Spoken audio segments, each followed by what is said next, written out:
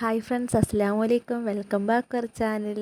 അങ്ങനെ കുറേ ദിവസത്തെ മടിയെല്ലാം കഴിഞ്ഞിട്ട് നമ്മളിത് ഇറങ്ങിയിട്ടുണ്ട് കേട്ടോ. ഇനിയിപ്പോൾ എന്തായാലും സ്ഥിരമായിട്ട് ഇടാൻ തന്നെ തീരുമാനിച്ചിട്ടുണ്ട്. ഇതിനൊക്കെ പറയും ചെയ്യും, ഇടയ്ക്ക് ഞാൻ തന്നെ അവിടെ ഇട്ടിട്ട് പോകട്ടെ. ആ ഒരു സ്വഭാവമാണ് എൻ്റെ. പക്ഷേ ഞാൻ നന്നാവാൻ തുടങ്ങിയിട്ടുണ്ട്. ഞാൻ ഇനിയിപ്പോൾ എന്തായാലും ഇട്ടിരിക്കും.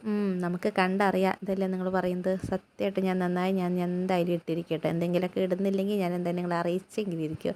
ഇപ്രാവശ്യം നമ്മൾ ഇടാത്ത വേറെ ഒന്നുമല്ല, നമ്മുടെ ഫാമിലിയിൽ ഒരു കുഞ്ഞിന് തീരെ വയ്യാന്ന് വെച്ചാൽ അത്രയ്ക്ക് സീരിയസ് ആയിരുന്നു.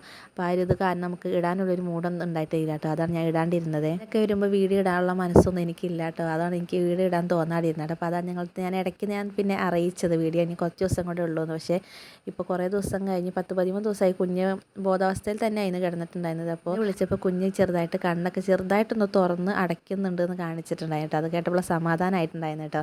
പിന്നെ ഈ വീഡിയോ ഇന്നലത്തെ വീഡിയോ ആണ് കേട്ടോ. ഞാൻ ഇന്നലെ എഡിറ്റ് ചെയ്ത് വെച്ചിട്ടുണ്ടായിരുന്നു. വോയിസ് ഓവർ കൊടുക്കുന്നത് ഇന്നാണ് നിങ്ങൾക്ക് കിട്ടുന്നത്. ഉച്ചക്കത്തേനുള്ള പരിപാടിയാണ് ഈ ചെയ്തുകൊണ്ടിരിക്കുന്നത്. 1 കിലോ മീൻ മേടിക്കുമ്പോൾ 1 കിലോ നെത്തോലിയോ കിളിയോ ഏതോ ഒന്ന് ഫ്രീ കിട്ടുന്നുണ്ട്. അപ്പോൾ നമ്മളിവിടെ ഒരു കട ഉദ്ഘാടനമാണ് ഇന്ന്.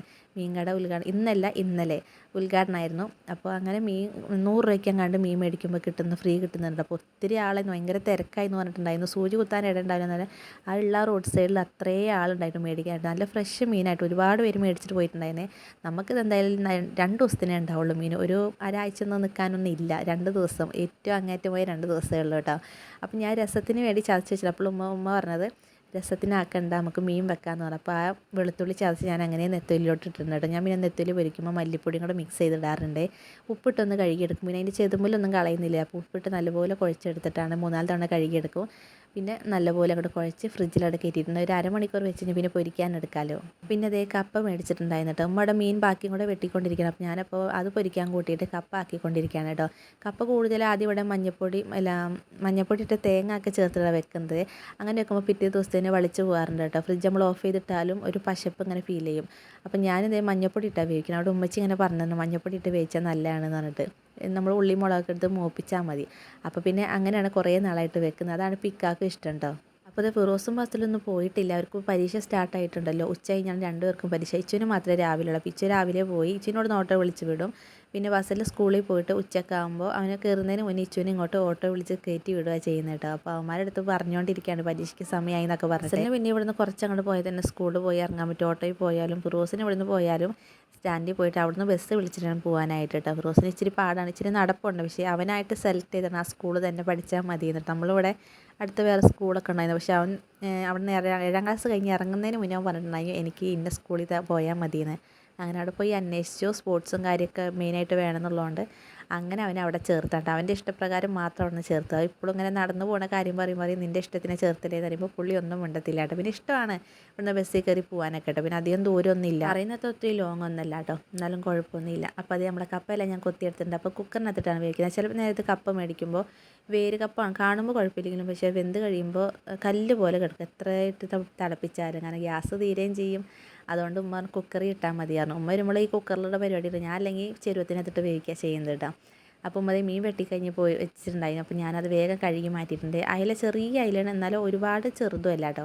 അപ്പോൾ അത് കറി വെക്കാമെന്ന് പറഞ്ഞു. അപ്പോൾ ഇന്നൊക്കെ കറി വെക്കുന്നത് ഉമ്മ കറി വെക്കാമെന്ന് പറഞ്ഞാൽ ഞാൻ വെച്ച് കഴിഞ്ഞാൽ ഉമ്മക്ക് പേടിയാണ്. കാരണം ഞാനിപ്പോൾ വെച്ചാൽ എരിവാണ്. കാരണം ഇവിടെ അങ്ങനെ വെച്ച് ശീലമായതുകൊണ്ട് ഉമ്മക്ക് ആ ടേസ്റ്റ് പിടിക്കത്തില്ല എരിവിൻ്റെ. ആദ്യമൊന്നും കുഴപ്പമില്ലായിരുന്നു. ഇപ്പോൾ ഒരുപാട് ഗുളികയൊക്കെ കഴിക്കുന്നതുകൊണ്ടായിരിക്കാം എരിവ് ഇച്ചിരി പിടിച്ചാലും ഭയങ്കര എരിവാന്ന് പറയാറുണ്ട് കേട്ടോ. അതുകൊണ്ട് ഉമ്മ വെച്ചോളാന്ന് പറഞ്ഞിട്ടുണ്ടായിരുന്നു. പിന്നെ മീൻ വെട്ടണ്ടിരുന്നാൽ പെട്ടെന്ന് മീൻ വെട്ടി തീർക്കണ്ട. പക്ഷെ ഞാനിരുന്ന് കഴിഞ്ഞാൽ അതിൻ്റെ ഓരോ ചെതുമ്പോലും ഇളക്കി എടുത്ത് സമയം കളയും. ഞാൻ അതുപോലെ ആക്കി പതുക്കെ ഞാൻ ചെയ്യാറില്ല കേട്ടോ. പക്ഷെ കോഴിയാണെങ്കിൽ പെട്ടെന്ന് ക്ലീൻ ചെയ്തെടുക്കും. മീൻ എനിക്ക് ഇച്ചിരി താമസവും പറഞ്ഞു ഞാൻ വെട്ടാൻ വേണ്ടി ഇരുന്നപ്പോൾ വേണ്ട 2 പേരെ കയ്യിലാക്കണ്ട, പിന്നെ മുറ്റത്ത് തുണിയിട്ടിട്ടുണ്ട്. അപ്പോൾ ഇടയ്ക്ക് അങ്ങോട്ട് ഓടാൻ ഒരാളും കൂടെ വേണമുണ്ട്. ഉമ്മ എല്ലാം വെട്ടി തരാമെന്ന് പറഞ്ഞിട്ടുണ്ടായിരുന്നേ. ലാസ്റ്റായപ്പോൾ എന്നെ വിളിച്ചു വയ്യ ഇച്ചിരി ഒന്ന് വെട്ടിക്കോ ബാക്കിയെന്നും പറഞ്ഞു. അപ്പോൾ നെത്തിൽ ഞാനാട്ടെ വെട്ടിയിട്ടുണ്ടായിരുന്നത്. അപ്പോൾ ഉമ്മ കറി വെച്ചോളാന്ന് പറഞ്ഞിട്ടുണ്ടായി. ഉമ്മ അതേ കറി വെക്കാട്ടോ. ഉമ്മ സാധാ വെക്കുന്ന പോലെ ഇഞ്ചിയും വെളുത്തുള്ളിയും പച്ചമുളക് കറിവേപ്പിൻ്റെ ഇല ചെറിയുള്ളി ഇതൊക്കെ കൂടെ ഉലുവട്ടിച്ചിട്ടിട്ട് തക്കാളി അരച്ചെടുക്കുകയാണ്. ഒരുപാട് അരക്കല്ല, ചെറിയ രീതിയിലൊന്ന് ക്രഷ് ചെയ്തെടുക്കുക ചെയ്യുന്നത് കേട്ടോ. അത് കഴിഞ്ഞ് പൊടികളൊക്കെ ഇട്ട് കൊടുക്കുക. പിന്നെ മുളക് പൊടി ഞാൻ പറഞ്ഞു മുളക് പൊടി ഉമ്മ എരിവാണെങ്കിൽ അധികം ഇടേണ്ട, കുറച്ചിട്ടാൽ മതി പറഞ്ഞു. അതുകൊണ്ട് ഇച്ചിരി മുളക് പൊടി ഇട്ടുള്ളൂ, ബാക്കി ഫിഷ് മസാല ഇട്ടിട്ടുണ്ടായിരുന്നത്.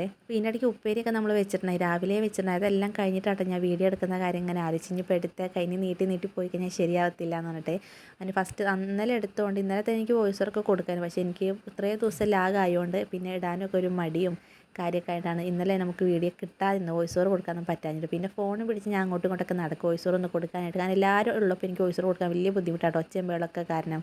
ഇപ്പോൾ നമ്മളൊരു മൈക്ക് മേടിച്ചിട്ടുണ്ട്. പക്ഷേ എന്താണെന്നറിയില്ല, എൻ്റെ ഒച്ചേനേക്കാളും കൂടുതൽ പുറത്തുള്ള ഒച്ചയാണ് അതിൽ കേൾക്കുന്നത്. അതുകൊണ്ട് ഞാനതെടുത്ത് മാറ്റി വെച്ചിട്ടുണ്ട് കേട്ടോ. പക്ഷേ ചില സമയത്ത് നല്ല ഒച്ചയും കാര്യമൊക്കെ കേൾക്കുന്നുണ്ട് കേട്ടോ. ഞാൻ ചില വീഡിയോക്കകത്തൊക്കെ ഞാൻ ആ മൈക്ക് വെച്ചിട്ടാണ് സംസാരിക്കുന്നത്. പിന്നെ ഞാനത് വെക്കുന്നത് കണ്ടു കഴിഞ്ഞാൽ പാത്തുവിന് അത് അത്യാവശ്യമാണ്. ഹലോ ഇക്കാക്ക എന്നും പറഞ്ഞുകൊണ്ടിരിക്കണം അവൾക്ക്. അതിനകത്ത് ഞാൻ അതിൻ്റെ ശബ്ദം ഒന്ന് ക്ലിയർ ആവാൻ വേണ്ടി പാത്തുവിനെ കൊണ്ട് ഫസ്റ്റിൽ ഞാൻ സംസാരിപ്പിച്ചിരുന്നു. ഇക്കാക്കാന്ന് അങ്ങനെ എന്തെങ്കിലും വിളിപ്പിക്കുന്നു പറഞ്ഞ് ട്രൈ ചെയ്ത് നോക്കിച്ചു. അത് കഴിഞ്ഞ് പിന്നെ അവൾക്ക് ആ മൈക്ക് കാണുമ്പോൾ അങ്ങനെ വിളിച്ചുകൊണ്ടിരിക്കണം. അതുകൊണ്ട് അവളുള്ളപ്പോൾ എനിക്ക് അത് ഒട്ടും ഓണാക്കാൻ പറ്റത്തില്ല കേട്ടോ. സംഭവം ഞാൻ ചാർജൊക്കെ ചെയ്ത് വെച്ചിട്ടുണ്ടേ.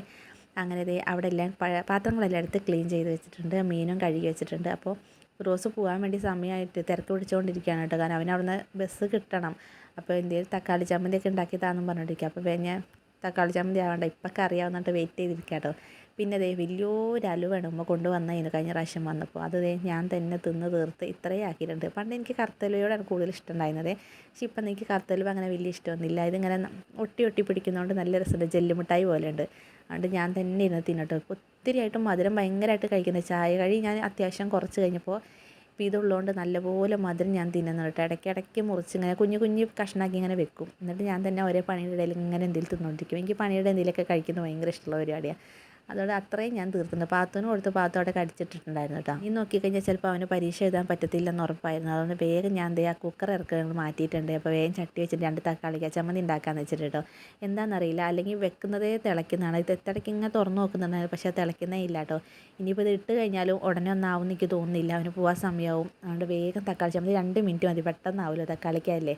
അതുകൊണ്ട് അവനുള്ള വേഗം ആക്കി കൊടുത്തോണ്ടിരിക്കുന്നത്. ഫസ്റ്റിന് പിന്നെ ഇന്ന വേണമെന്നൊന്നുമില്ല കേട്ടോ. എന്തെങ്കിലുമൊക്കെ ഉണ്ടെങ്കിൽ അതൊക്കെ കഴിച്ചോളും. പിന്നെ പുള്ളിക്ക് ചാറായിട്ട് എന്തെങ്കിലും വേണം. അതുകൊണ്ടാണ് അവന് വേഗം എന്തെങ്കിലും ചാറാക്കാൻ നിർത്തുന്നത്. മീൻ പൊരിച്ച് ഇരിപ്പുണ്ട് കേട്ടോ. അപ്പോൾ മീൻ ഞാൻ പൊരിക്കുന്നൊന്നും അങ്ങനെ കാണിച്ചില്ല. നമ്മളിപ്പോൾ ഇടയ്ക്കുന്ന് ഇപ്പോൾ ഈ വീഡിയോയുടെ ഫുൾ അങ്ങനെ ഇല്ല കേട്ടോ. അത് കഴിഞ്ഞ് പിന്നെ നമ്മൾ വൈകുന്നേരമാണ് വീഡിയോ കൂടുതലായിട്ട് എടുക്കുന്നത്. ഒന്നാമത്തെ കാര്യം ഇപ്പോൾ സ്റ്റാൻഡ് ഇല്ലാത്തതുകൊണ്ട് വലിയ പാട്ട് സെൽഫി സ്റ്റിക്ക് വെക്കുന്നതുകൊണ്ട് നമ്മൾ വേറൊരു സാധനത്തിൻ്റെ മണ്ടയിലാണ് ഇത് വെക്കുന്നത്. അപ്പോൾ ഇത് പോകുന്നോട്ട് ഇങ്ങനെ പൊക്കി പിടിച്ചുകൊണ്ട് നടക്കണം.